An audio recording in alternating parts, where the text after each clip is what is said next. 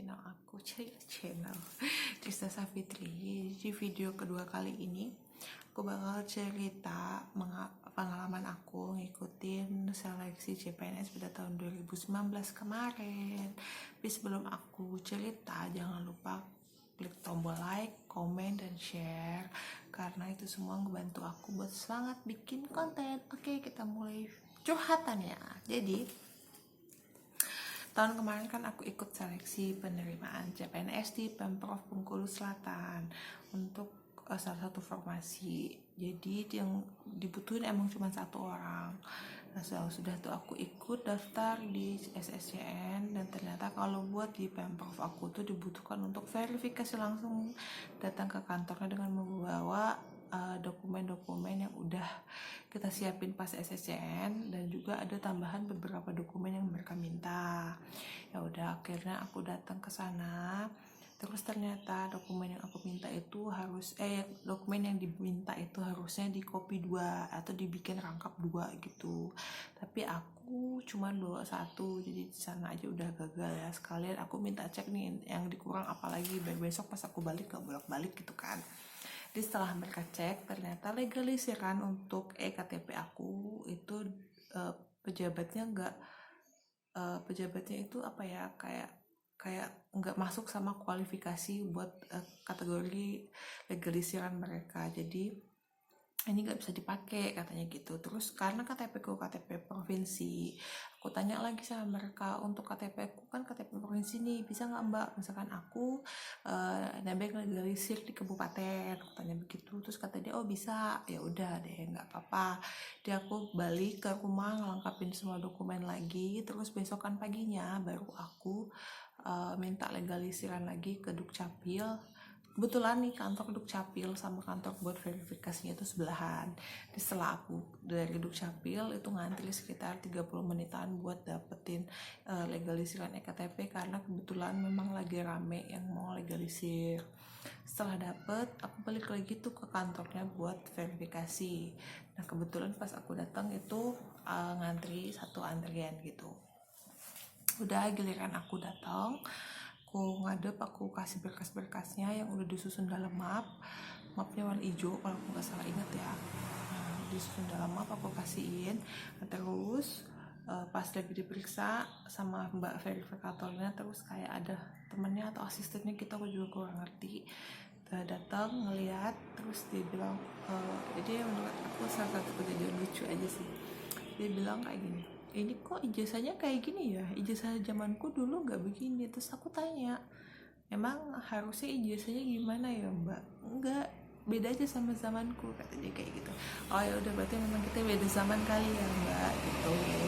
For your information, aku lulusan salah satu perguruan tinggi swasta di Jogja, dan memang ijazah dan SK akreditasi untuk kampus aku sendiri itu jadi satu. Jadi mungkin itu yang bikin dia sedikit aneh kali ya, aku juga kurang paham.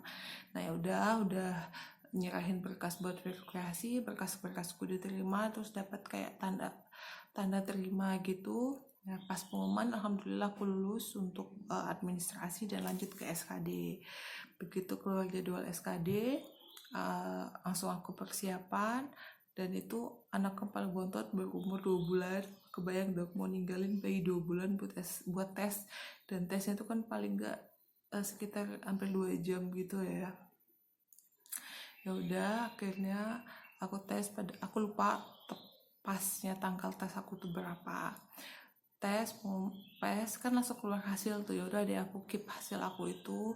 Dan aku nggak tahu pesaing aku berapa nilainya, dan pas pengumuman alhamdulillah aku lulus walaupun aku paling bontot peringkatnya, karena yang diambil 1 berarti ada 3 dong ya yang lulus SKB. Nah itu aku peringkatnya paling bontot, dan nomor 1 itu skornya di 450-an 450 sekian lah gitu, aku lupa pasnya berapa.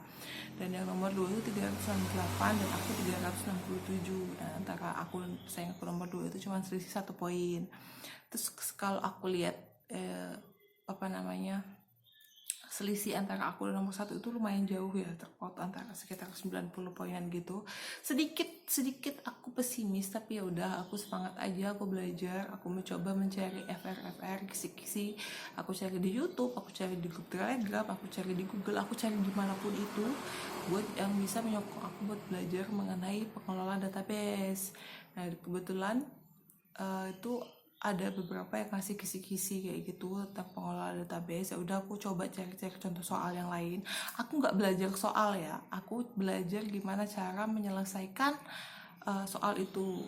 Jadi misalkan kayak ada cari IP address, cari apa yang kayak gitu, network address. Nah aku belajar buat cari pemecahannya itu, bukan dengan menghafalkan saja, menghafalkan soal itu enggak.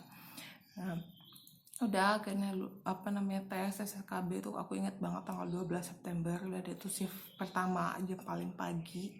Udah aku tes ke sana, dan setelah tes alhamdulillah nilaiku paling tinggi.